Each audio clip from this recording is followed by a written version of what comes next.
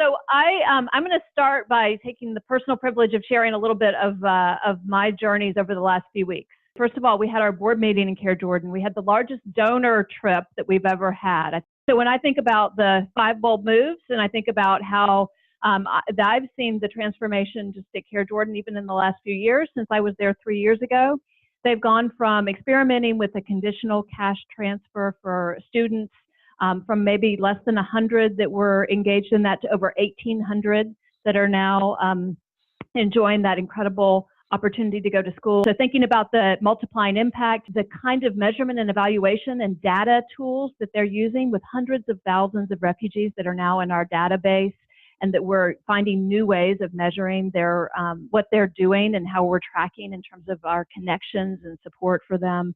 And then also new ways of operating, thinking about the open platform. I had the chance to meet with a group of what we call our Syrian Leadership Women Council, 40 women who are Syrian refugees who have found new life as leaders in their community and who I think have the opportunity and the promise to, I hope, at some point become leaders for the future, both in Syria and in the diaspora of Syrians that will continue to live in Jordan and other places. I asked Ryan what she most misses about her life, and she said that well, I lost my country, and she said, and it's been so long since I've seen a flower, and it was such a poignant distillation of what was lost. But she also went on to talk about what she'd gained: new friends and the capacity to reimagine her life in a different way through Taekwondo and her schoolwork, through care. Sarah and the care team brought her flowers. To me, it's just an embodiment not only of the strategic way that care works, but also of the great compassion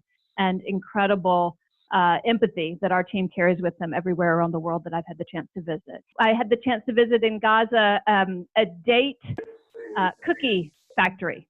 And it's one of 100 social enterprises that CARE West Bank and Gaza is working with.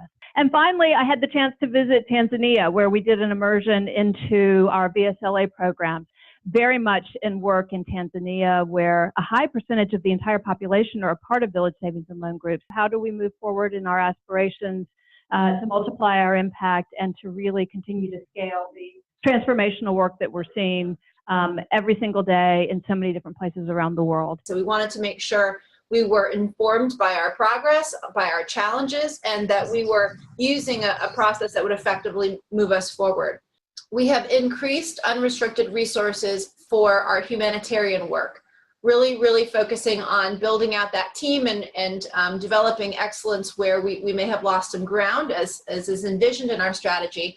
And we have a special focus and investment on gender and emergencies, which is an area that we think we have a lot of leadership to provide and we want to double down on. We're making a significant increase in knowledge management and impact work in this budget. We're going to continue to evaluate growth opportunities through mergers, acquisitions, or joint ventures. So we started that work in FY18. We're going to accelerate it a little bit in FY19. We are increasing the private and USG fundraising investments that we started. We are beginning to see those investments pay off in terms of our increased revenue generation.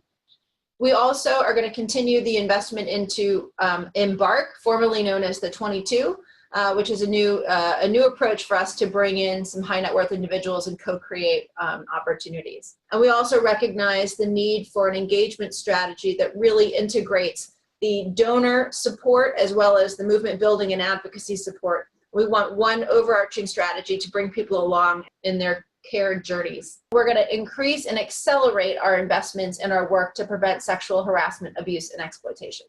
If we want to really achieve our impact targets, we need both to increase our revenue and we need to better align our resource mobilization efforts and our revenue with our programming priorities. And there's progress in both accounts. For fiscal year 19, we have a balanced budget of $667 million worth of revenue and expenses. The little triangles that you see on here represents fiscal year 18 forecast. So you can see we have continued growth. The excellent work of us having regained the confidence of the US government in many areas like compliance, but also the excellent work of CVU and countries and regions around the world to go for bigger proposals and to seize more opportunities. I just want to pick your interest and encourage you to go through the full fiscal year 19 plan and budget. You can find it on the Village and on Workplace. Here, the light colors represent our kind of core cost, whereas the darker color represents where we have aligned our expenses with our strategy and specific investments to advance the bold moves and strengthen the organizational pillars. How in each of these areas and the different regions and countries we are increasing our investment and how our unrestricted budget is being allocated. You can see obviously that some of the biggest numbers are in bold move 2, which is around fundraising and U.S. government, but also investments at the regional and country office level. That's where, because resource mobilization requires unrestricted. The campaign was set up 2 years ago to give Care USA the means to deliver on our programme goals. We very bold aim to raise $2 billion cumulatively over 5 years to power our programme impact goals. And that's 200 million lives in the 4 programme outcome areas. But we also want sustainable fundraising so that we're resourcing our programme ambition beyond 2020. Clearly, to deliver this kind of growth would not be business as usual. So requiring a really big change to the way we work, and that goes way beyond the fundraising team. Partway through the campaign, we've raised 629 million, which is 31% of the target. And that, as Peter kind of said, is actually right on track. Most importantly, working very closely with the programme team to really develop investment opportunities that will be attractive to this kind of donor. And you can see from the graph, very simply, we are on our way here. We have doubled the funds raised by that team in 2 years. FY19 will see us go much louder across all our fundraising channels. So if I was going to sum it up, I'd say the campaign represents big ambition. It's a big bet that is starting to pay off, but we still have a big mountain to climb, and you'll hear more from me soon. It's everything you could ever need or want related to the business development process. A couple of key features of the BD Guide that we want you to know is, first, it really is comprehensive guidance. It's everything that you need. It's meant to be both a guidance and a toolbox. So you can pick it up and use it for any proposal that you're working on. So it's really important that we refine the process, and we really do it well, because we want to be competitive in this space. So we don't just want to respond to funding solicitations. We really want to engage with the U.S. government in a strategic way so that we're influencing the way that funding is going.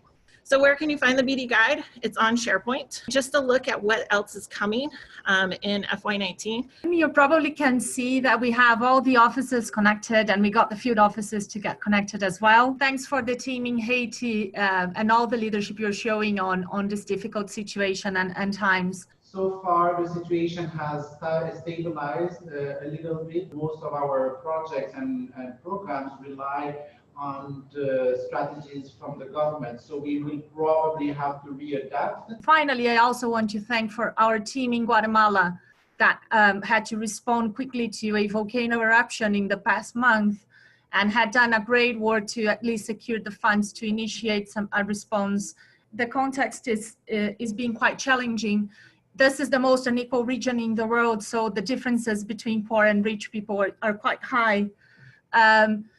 After 20 years of fighting poverty and having poverty in decline year by year, we are back on the growth track, and it's pushed by Venezuela and Brazil, but it's a trend in all the countries, so the situation is getting worse. And as you know, the ones that suffer the most with poverty in all of the world, but in Latin America specifically, are women, and especially indigenous and Afro-descendant women.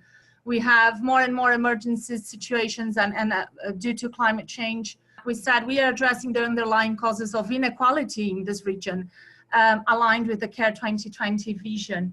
And that means working for the most vulnerable groups. It means a very different work than we were doing before. It means growing our capacity to ally with local organizations. In countries we have country offices, and in countries we don't have country offices. It also means playing a bigger regional role on advocacy. Right now we have a member that is CARE Peru, CARE Cuba that is led by CARE Canada, and then we are present in Guatemala Honduras, Haiti, and Ecuador.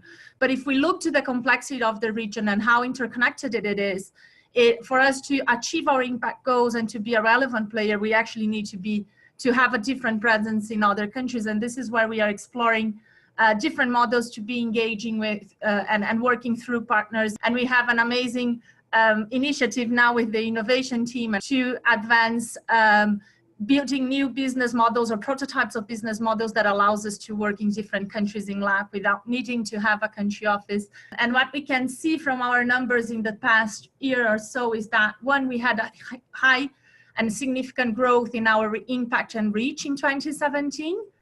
And it's via indirect reach. And that's by design. That's because of the shift on the way we are working. We see the three elements of success. Through the program Equal Value, Equal Rights, we hope that by 2020, we can impact the lives of 5 million domestic workers. I'm going to talk to you about a small part of the work that we have been doing lately, especially in the last fiscal year towards and in preparation for the International Labor Conference, took place in May in Geneva, for the new Convention on Gender-Based Violence and Harassment in the workplace. We identified the need to actually bring evidence to Geneva. It is important to bring evidence to decision makers to support the advocacy efforts of domestic workers through really innovative ways of collecting information. We managed to create a really regional study that was important in Geneva, that was used by governments, that was used by the government of Mexico, for example, by the government of Colombia, for example, during the conference, in order to make their point about their support of these conventions. We were very happy to see this.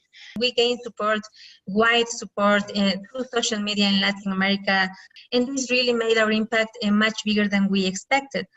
So you can see that in the United States, in Mexico, in Ecuador, and in Colombia, the campaign was definitely really strong.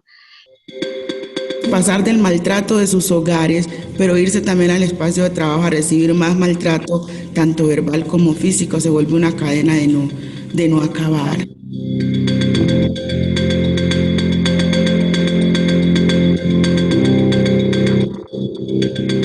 Bueno, no tuve muy buenas experiencias. De a los 12 años trabajaba con niños que casi de mi misma edad, que no eran buenos niños, que eran unos niños muy maltratadores, igual que sus padres.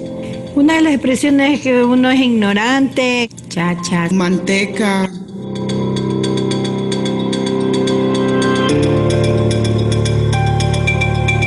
Siempre la señora tenía una gran desconfianza en mí y a veces me sentía yo hostigada. Por no pagar lo que le corresponde a la trabajadora se inventan robos.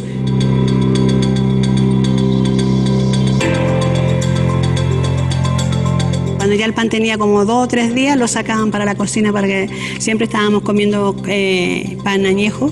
Y me quedo mirando al espejo porque digo, ¿por qué me hace esto?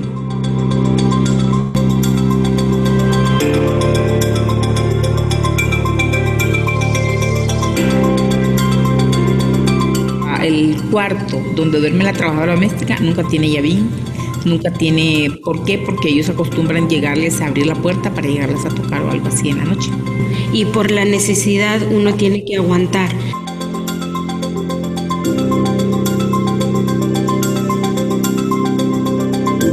Y de eso nadie habla, eso nadie lo pone en la esfera pública. Reconóceme, reconóceme, reconóceme, respétame, respétame, respétame. Porque yo cuido lo más preciado para ti, tu casa y tu familia.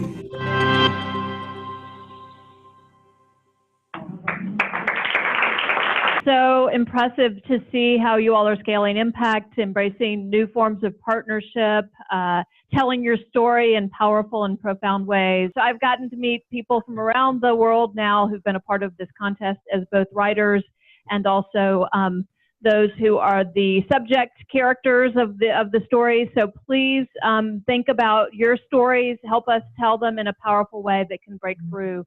June 18th, CARE was targeted by a sophisticated phishing email attack that was successful. It meant that some people's email accounts were taken over by outside actors, and we had to identify those accounts and reset those but we are also taking a more proactive security posture. So we, in other words, need to make sure that everyone who works at CARE understands the issue and is empowered with information to make the right decision for themselves. One of the big steps that we're going to take that will radically improve our security is going to affect all of you, so pay attention. We're rolling out a thing called CARE ID. This is both to make things more secure, but also to improve your experience. You'll sign in at one place, and it will log you into eventually all the applications that you use at CARE. One password, that's all you need to remember.